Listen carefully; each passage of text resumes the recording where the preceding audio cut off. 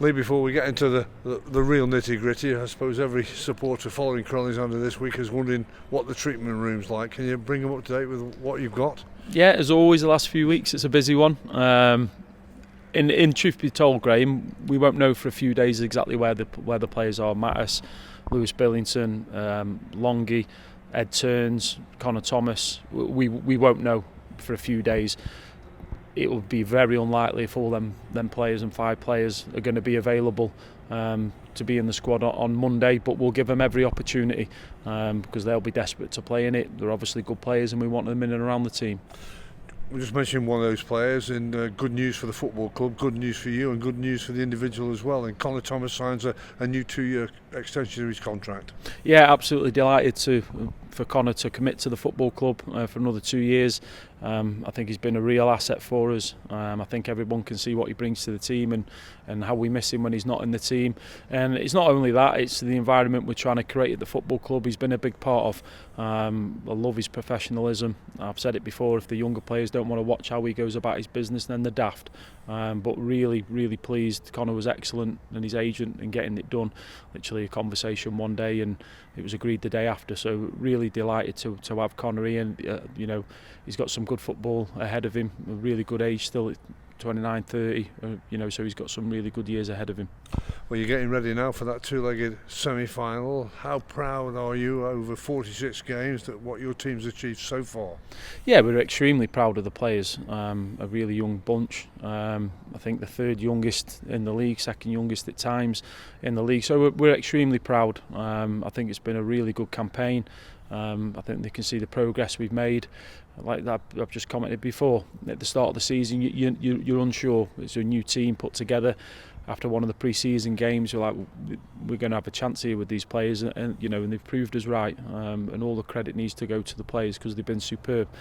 But that's gone, and it's on to cup football, if you like, now. And we've got to enjoy and embrace the next couple of games.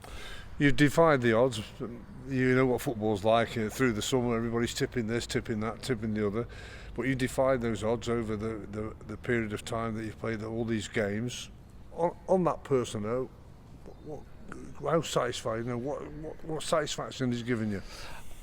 A lot, if I'm honest, because I can remember doing an interview for some type of podcast, and they're just speaking about where we'd be in the league, and I almost said, I'm not come on here to fight the corner of the club, and we might be in a relegation battle, but we've brought some quality into the club.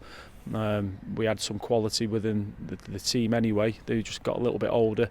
Elliot Nevitt's been an unbelievable success in terms of where he was last year, and that was down to opportunities that we weren't making for Nev. I think the opportunities, for a majority of the season have been there for him, and he's been in the right place at the right time. So on a personal note, really proud, because nobody expected us to be in this position. They might have expected Doncaster to be in the position they're in with the resources they have, but extremely proud of the players and the staff. The staff, the names don't get used enough of the staff. Ryan, obviously assistant manager, Kenny, Jacko, Fred, Joe Phillips, physios, Dan. They work extremely hard. So I look back, you stand back and you have a look, and extremely proud.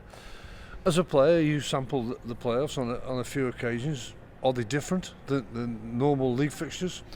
Yeah, they are. There's a camera crew behind us, and they're doing interviews with players, and that doesn't normally happen. So yes, they are different, and there's a different feel to it. There's a real excitement. But what they've got to do is they've got to embrace it and take the challenge on. I liken it to a tennis player when they get to match point, and you hear the commentators, they've tightened up.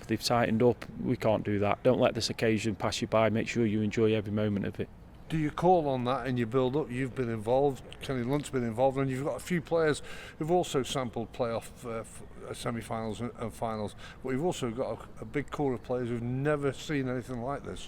Yeah, at times that can be a good thing. I think you know what's coming, you know what's expected. Players that have been in this position before, staff who have been in this position before, so you sort of understand what's coming, the extra media commitments and all that type of stuff, and people wanting the players, sorting tickets, which you wouldn't believe how much of an issue that is. It's a pain. But then for the ones who haven't been around, hopefully they can just go about their business as normal, and like I say, embrace it, showcase what they're about, showcase as a team what we're about. Of course, current form, we'll look at it and people will say, well, Doncaster are the team right in form. But do you like that Underdogs tag? It's been dubbed the crew for many times, hasn't it? Underdogs tag. Yeah, and let's not beat around the bush. We are the Underdogs. They've done brilliant, a really good team. Really got themselves going. I can't remember where they were when we played them when we played away, but they weren't looking as if, and they just turned that round and they've gone on a really good run. Good players, good to watch, hard working.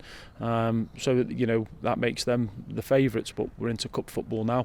We've got to put a plan together against a good team, and let's see what happens. It's great for everybody connected to the football club because Monday night under the lights is going to be a terrific atmosphere there. It is, as you pointed out, one of those games for your club to showcase its talents, not just on the pitch but as a football club. Yeah, absolutely. Whatever happens, you want to come out of the game showcasing the best side of yourself. If you do that, you can walk away from the two games regardless of what's happened, knowing that you give it everything. The crowd will come in their numbers, won't they? I believe we're heading towards around 8,000, which again is brilliant. It's happened a couple of times this season. And it's down to us to embrace us staff players. It's down to us now to embrace it, meet the challenge head on, and put on a couple of good performances. Yeah, as I said, it's a terrific achievement. Your first full season as the manager of the football club. Just that message that you'll send out to your players before they go out at around about 5:20 on a Monday afternoon, and also to those large number of fans that are coming. Well, the message will be simple to the players. They've got what we've just spoke about before leading into the game, and then it'll be about having cool heads come kick off, trying to implement what we'll be working on and have been working on, and then to the fans, just really get behind the players. They've been excellent this season, and I mentioned it on Saturday. And if you've got young ones who are coming to the game, get there early, so when they're out warming up and there's some noise and there's some atmosphere, and get them going, give them that little buzz when they're out warming up. But let's all enjoy it, and I'm not saying just enjoy the game and we'll roll over and have our bellies tickled, and but let's make sure we enjoy it, so that gives us the best chance of getting a positive outcome.